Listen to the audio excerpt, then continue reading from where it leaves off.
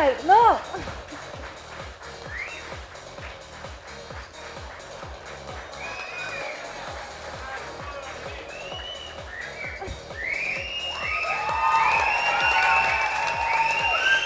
கீர்த்தி வந்து முன்னாடி இருந்தே சொல்லுவான், அந்த நான் இந்த இதுக்கு முன்னாடி WRN சப்ஜெக்ட்லாம் நான் ஒத்துக்க மாட்டேன் அப்படிலாம் சொல்லியிருந்தா. பட் இந்த படத்தில் வந்து பார்த்தீங்கன்னா உண்மையிலேயே ஹீரோயின் யாருன்னா சிவகார்த்திகேயன் தான். ஸோ நல்லா அழகுலையும் வேறு அதோட நல்லா அழகாக இருந்தாரா, நீங்கள் பார்த்ததுலேயே தெரிஞ்சிருக்கோம். அது எங்கள் யூனிட்டில் 2 பேர் லவ்வே பண்ணிட்டு இருக்காங்க இன்னும் சிவகார்த்திகேயன் அந்த ஃபோட்டோவை பார்த்துட்டு. அதில் நானும் ஒருத்தன். சதீஷ் சொன்ன மாதிரி நான் ஆக்சுவலாக செகண்ட் ஹீரோயின் தான். ஆக்சுவலாக நான் இந்த மாதிரி செட்டில் வந்து யாரை பார்த்தும் பொறாமப்பட்டதே இல்லை. ஏன்னா காலையிலேருந்து வந்த உடனே எல்லாரும் யூனிட்டில் இருக்கிற எல்லாரும் பார்த்து அவர் உன்னை விட அழகாக இருக்கார், உன்னோட அழகாக இருக்கார் அப்படின்னு. ஸோ ஸோ அவ்வளோ நல்லா அவர் போர்ட்ரே பண்ணியிருக்காருன்னா அவங்களோட க்ரூ டீம் எல்லாருக்கும் தேங்க்ஸ் சொல்லணும். கேர்ள் கேரக்டர் போட்டு ஃபஸ்ட்டு டே வந்து மேக்கப்லாம் முடிஞ்சோன்னே எனக்கு வெளியே வர பயம்.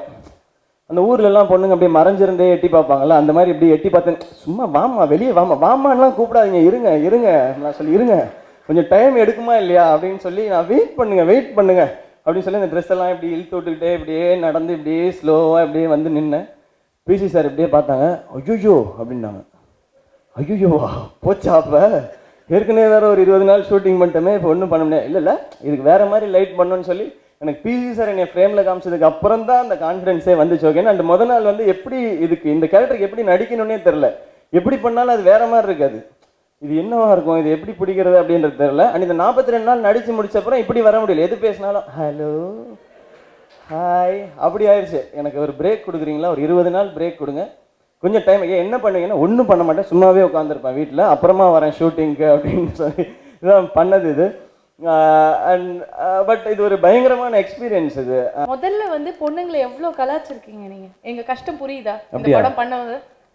அப்படியாங்கிறது கலாச்சதுக்கா இல்லை கஷ்டம்? இல்லை டெஃபினட்டாக புரிஞ்சுதுங்க. நான் அதை வீட்லேயும் நிறையா சொல்லிட்டேன். நான் பொண்ணுங்களை இனிமே வந்து கிண்டல் பண்ண மாட்டேன். இந்த மாதிரி ஃபங்க்ஷன்ஸில் படத்தில் பண்ணுவோம் நிறையா. அப்புறம் நாங்கள் எப்படி கிளாப் வாங்குறது, அது அங்கே பாருங்க அவங்க ஏதோ தப்பு இல்லை அப்படின்றாங்க பாருங்க. இப்போதான் கிண்டல் பண்ணீங்க. அதான் ஐயோ பண்ணிட்டேன், நான் இனிமே பண்ண மாட்டேன் இந்த மாதிரி இதில்.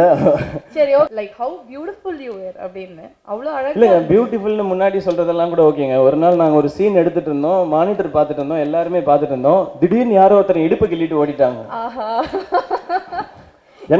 எனக்கு என்ன அதுலன்னா, எனக்கு இடுப்பு கிள்ளினது கூட பிரச்சனை இல்லை, அவ்வளவு காஞ்சி போயிருக்குது இங்கே யாரா, நீ வாடாயா முன்னாடி அப்படின்னு. இல்லை நிஜமாவே நிறைய பேர் உங்களை பொண்ணுன்னு நினச்சிட்டாங்களா ஸ்பாட்டில்? அந்த மாதிரி ஏதாவது நடந்ததா இந்த இடுப்பு கிள்ள மாட்டே தவிர? இல்லை நிறைய பேர் ஃபஸ்ட்டு அங்கே யாராவது புதுசாக வந்தாங்கன்னா ஃபஸ்ட்டு வந்து நிற்கும் போது கேஷுவலாக பார்ப்பாங்க. நாங்கள் வைசாகில் ஷூட் பண்ணோம். வைசாகில் ஷூட் பண்ணும்போது எங்கள் டீமில் இருக்க எல்லார்ட்டையுமே வந்து கேட்பாங்க, ஹீரோயினா எவரு அப்படின்னு. அவங்க என்கிட்ட வந்து கேட்பாங்க என்ன பேர் சொல்கிறதுன்னு. என் ஹைட்டுக்கு என்னை அனுஷ்கா தங்கச்சின்னு சொல்லிவிடு அப்படின்னு சொல்லுவேன். அவங்கள போய் சொல்லிட்டு ஏதாவது ஒரு பேரை வச்சு சொல்லிவிடு அப்படின்னு சொல்லிட்டு அதுக்கப்புறம் லேட்டாக தான் எல்லாருமே கண்டுபிடிப்பாங்க. பேசும்போது மாட்டிக்குவோம் இல்லையா, அதனால தெரிஞ்சிடும். அது மட்டும் திறந்துடக்கூடாது. ஆமாம். அண்ட் ஒரு லாஸ்ட் ஒரு 8-9 மந்த்ஸாகவே என் பொண்ணுக்கு தெரியாது. அவங்களுக்கு வந்து 2.5 வயசு ஆகுது. அவங்க வந்து ரெமோ ஆண்டினே கூப்பிட்டுட்டு இருப்பாங்க. நான் ஷூட்டிங் வந்துட்டேன்னா எனக்கு ஃபோன் பண்ணி ரெமோ ஆண்டிகிட்ட ஃபோனை கொடுங்க, நான் பேசியே ஆகணும்னுவாங்க. நான் ஒரு நிமிஷமான இந்த காதில் இருக்க ஃபோன் இந்த காதில் மாற்றி குரலை மாற்றி இப்படி பேசிகிட்டு இருப்பேன்.